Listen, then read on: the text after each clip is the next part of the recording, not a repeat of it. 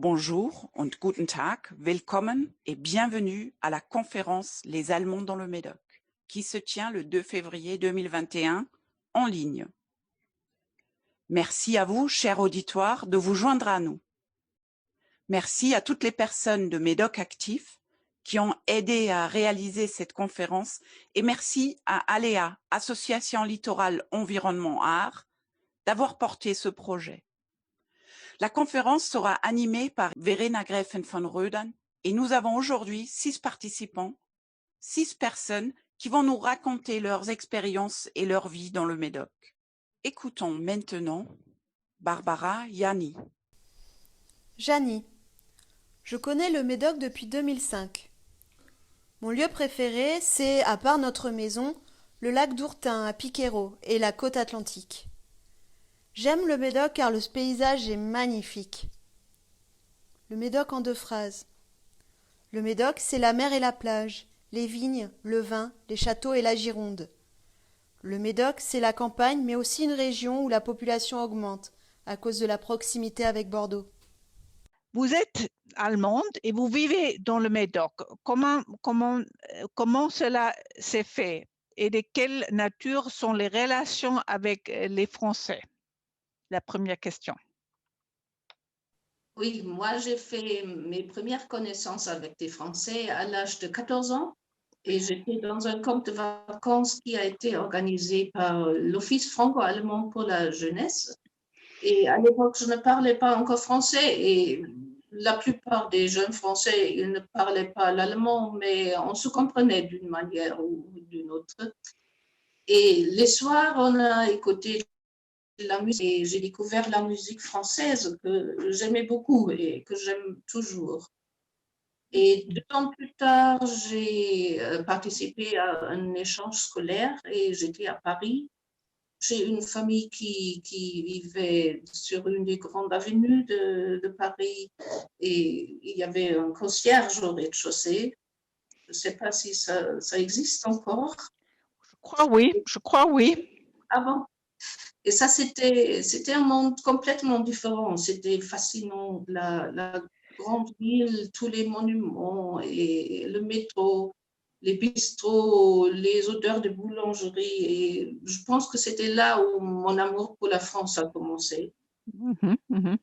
Plus tard, mon mari et moi, nous avons souvent passé nos vacances en France, en Provence, en Auvergne, en Méditerranée, Hollande, en Franche-Comté et en Médoc. Et le Médoc, c'était notre favori.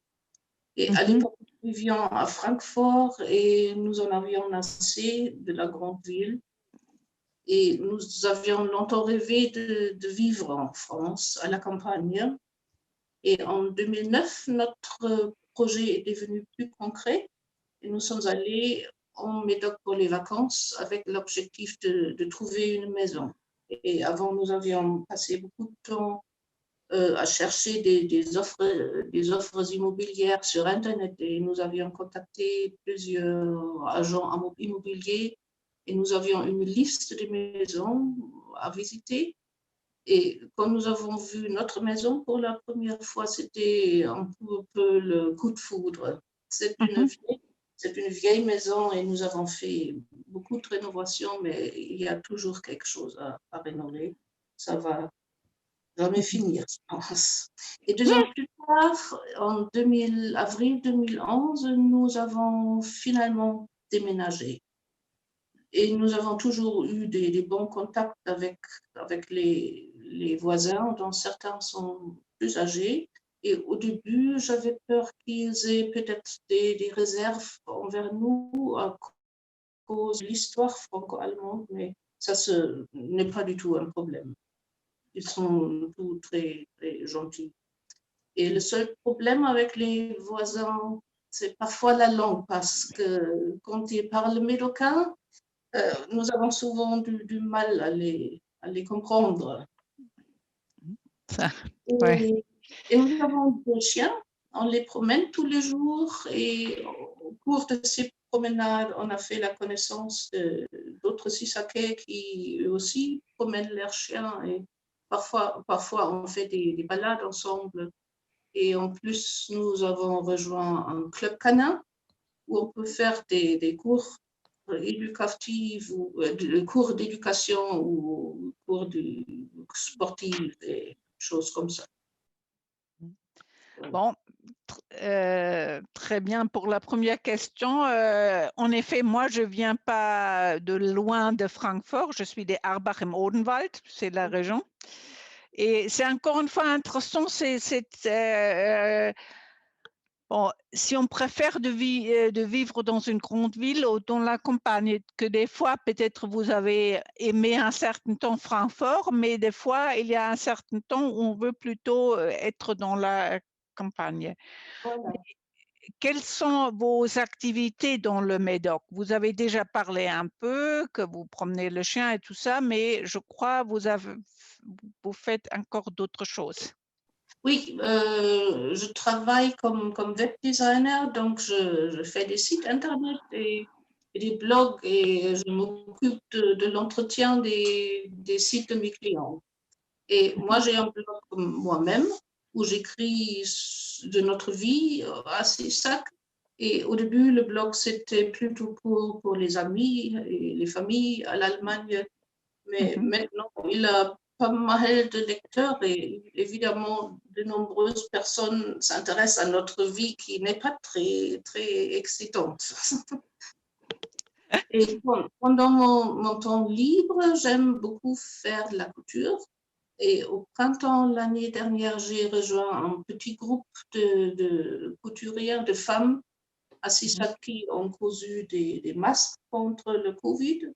Et on voulait fournir tous les habitants de CISAC avec des masques. Et en total, 1700 masques ont été distribués.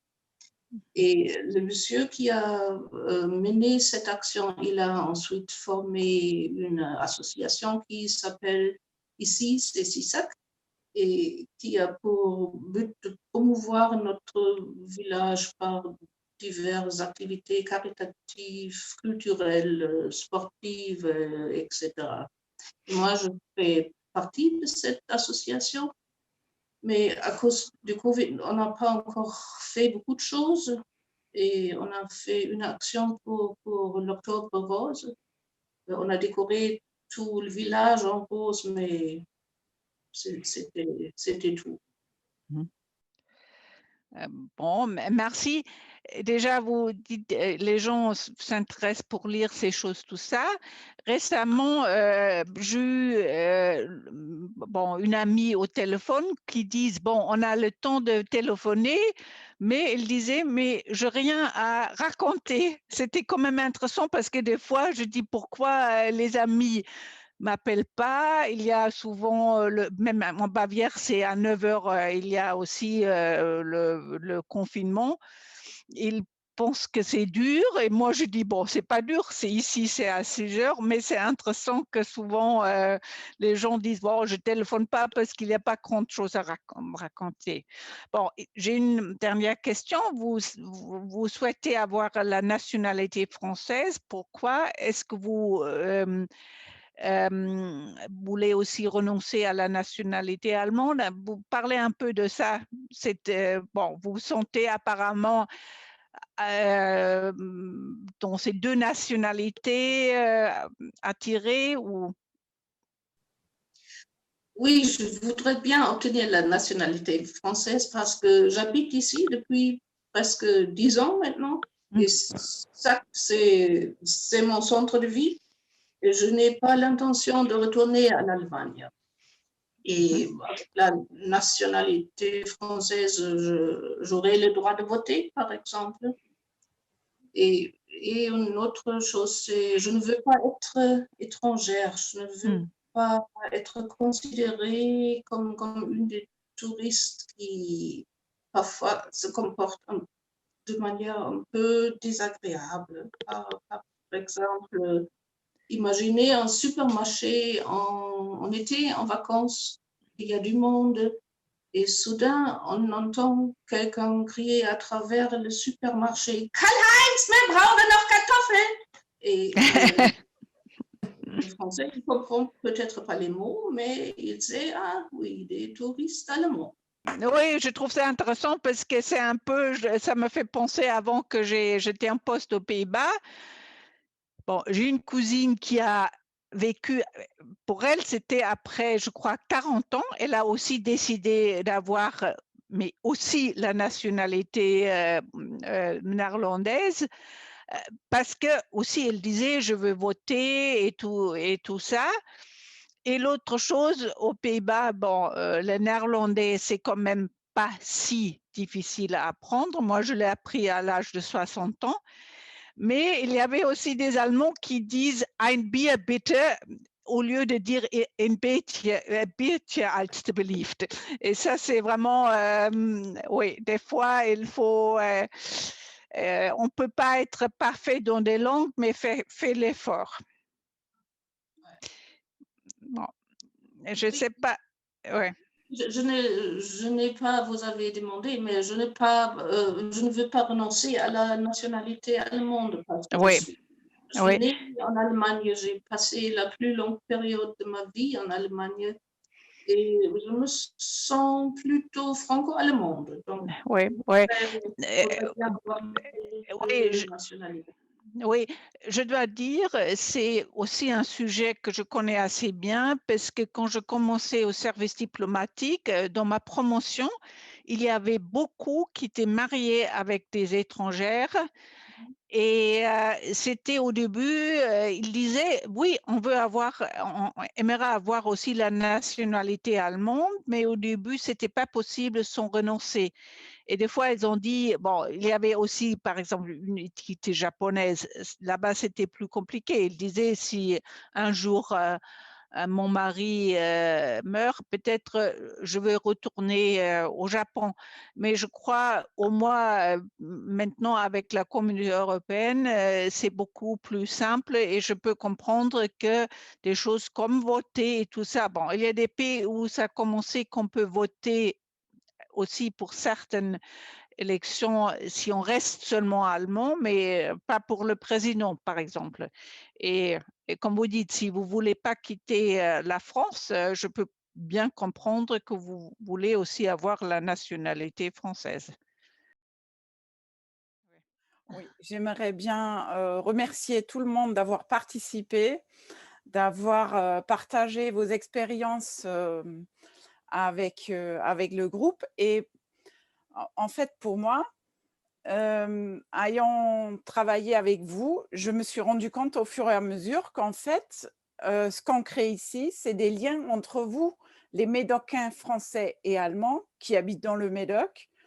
Et donc, j'espère qu'une fois la crise sanitaire derrière nous, on pourra se donner rendez-vous, nous les participants, et voilà, boire un verre de vin ensemble, manger un petit quelque chose ensemble, peut-être un apéro dînatoire, et continuer à tisser ces liens entre nous pour vivre l'amitié franco-allemande ici dans le Médoc. Vous êtes des personnes qui ont tous leur histoire du franco-allemand à raconter. Et voilà, j'aimerais bien discuter avec vous de ce qui est l'amitié franco-allemande. Je dis seulement vive l'amitié franco-allemande. Oui. Merci, merci à tout le monde.